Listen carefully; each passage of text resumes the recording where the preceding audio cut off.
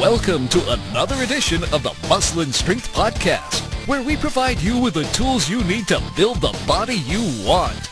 Learn how to achieve your physique and fitness goals with expert advice on training, nutrition, and supplementation from natural bodybuilders, trainers, and industry experts. And now, here's your host, Steve Shaw. For those listening, we're speaking to John Quinlan, who is a bodybuilder and an ex-professional wrestler. John, could you tell us a little bit about yourself, a little bit about your background? Yeah, I mean, my general background, I've always been in fitness since I was a young kid. And when I was in college, and I went to St. University, played some baseball, and all my friends down there were into bodybuilding and working out and fitness.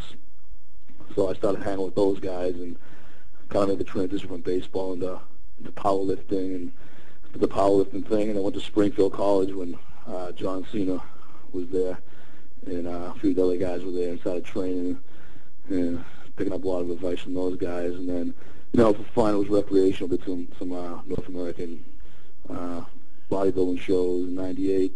I won a few of those, and that was all a real good experience. And then from there, went to the pro wrestling, which I did for 3 years, and that was cool. Did that till about 2002, and I've actually done some modeling over the years as well, which actually just had a shoot last month. So I'm always trying to stay pretty active in the fitness world. So that's pretty much it. Case in point, man. It's those really three things: the bodybuilding, the pro wrestling, and the modeling, which was really good to me over the years. And I can't complain. I've met a lot of cool people through those experiences, and there's a lot of good memories there. I really can't complain. No, you touched on the pro wrestling aspect. Most people listening don't know that I spent a little bit of time doing that myself. And, you were telling me that. I found it very, very interesting, actually. Yeah. I don't let that secret out to just anybody, but now that everybody's listening, they're doing it.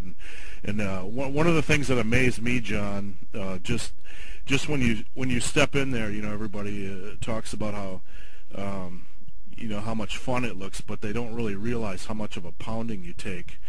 And, they don't realize, man. I mean, the thing about wrestling is a lot of people will say it's fake, and the thing is, I mean, you have a script that you try to follow. It's entertainment, but I mean, at the same time, it's very similar to professional football. It's a contact sport, and I mean, after you do it for X amount of years, you feel the bumps and the bruises and stuff, so catch up with you. But it's you just want to, when you do, you want to be consistent at it and try to do it as long as you possibly can. I did it for 3 years, and I had a good time with it, man. I joined Quinlan Professional Wrestling School in February of '99, and actually you can quote me on this next statement, and I mean this. As I look back, on my life at this point, one of the things I'm the most proud of is being able to say I was trained as a professional wrestler by my friend and legend, Walter Killer Kowalski. Kowalski was a man. I mean, I've never met a nicer guy. I'm just trying to think of things off the top of my head. He used to have night blindness, and he actually couldn't see at night. So a lot of times he'd have guys driving the shows, and I had the honor to drive the many shows at night. Him and his girlfriend Teresa, and many times he wasn't a technical guy, so he used to put CDs in his Explorer, and he used to have "Oh Danny Boy" in his radio, and it would play over and over and over again. So you go in and say, I went to Maine, driving, say, New Hampshire or Maine, and just nonstop, "Oh Danny Boy," over and over and over again for like 6 hours, man. It's like, you're killing me. I say, Walter, can I take this out and scream at me? And give me the claw hold right there in the car. And I'm like, okay, all right, you're still the man. We'll leave it in. But yeah, it was, a lot of good memories about Kowalski there, and he was definitely the living legend. So, I mean, a lot of things. I look back when we were training together, and one day I was in the dressing room, and Walter came over to me and said, John, you look good. He said, you really look good. And I mean, that was really something to me. The killer, the legend of pro wrestling, telling me I look good. I mean, Kowalski was a man, and for him to tell me that meant a lot. And honestly, I was blessed to have him in my life. So, and now he's passed. I imagine in the school you had quite a few guys that just had a hard time making it at all, that wanted to become a wrestler, but just didn't happen. Well, that's what it is. A lot of these guys, they watch TV, and back then in those days, we're talking like late '90s. You had WCW was huge, ECW. Some of the NWA was still going to WWF, now WWE, and a lot of these guys would come out of school and think that just overnight I'll just be the next Stone Cold or the guy who was on top of his game at the time, but. You don't realize all the bumps and the bruises and the pain and the working out and the dieting and the nutrition, the lifting that goes into it. And the guys they fall like flies, But I mean, I was, to me it was an honor to be able to train with some of these guys when I was down there. I mean, some of the people off the top of my head that I trained with was April Hunter. She was a big, female model, sure. Very talented woman. I was very impressed. I was able to work with her and do some. She was in a couple of videos I was privileged to, be part of. Slick Wagner Brown, one of the best technical wrestlers I've seen, was down. He's affiliated with the World Wrestling Federation now. Aaron the Idol Stevens, who I wrestled quite a few times. He was an amazing guy, cool guy. I had quite a few matches with him. He helped me through a lot of matches. Real nice guy. Brian Day. This guy Brian Day was 6'5", 300 pound, fifth degree black belt in Taekwondo. He was down there. Jerry the Boston Brawler Bowser, benched 600 pounds. Kind of took me under his wing when I first got there to show me the ropes.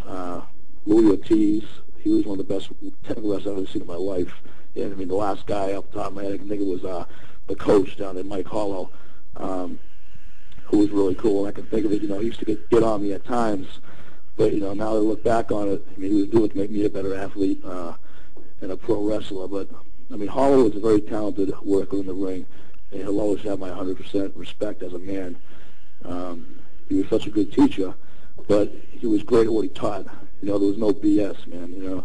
He was very good at what he did, and I'll always respect him for that. He was a nice guy, but I do miss the camaraderie I had with those guys. That time is over.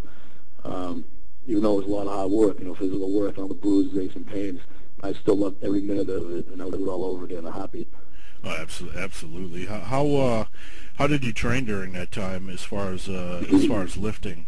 I mean, how many matches were you doing a week, and did you have to change your routine to be able to handle some of that punishment? It was tough, man. I mean, a lot of times you have a set workout routine always. You always have. I mean, you're always mixing the workout routine up. I was always mixing around. You always have the standard workout routines, whether it be, the traditional, back and buys, chest and tries, abs. A lot of times you can't do your thighs because your thighs are bruised. You can't do squats because your knees are all banged up. You can't do, the back because, the guy put me in a Samoan drop and crushed the bottom of my back the day before. So a lot of times you take it on a day-by-day basis.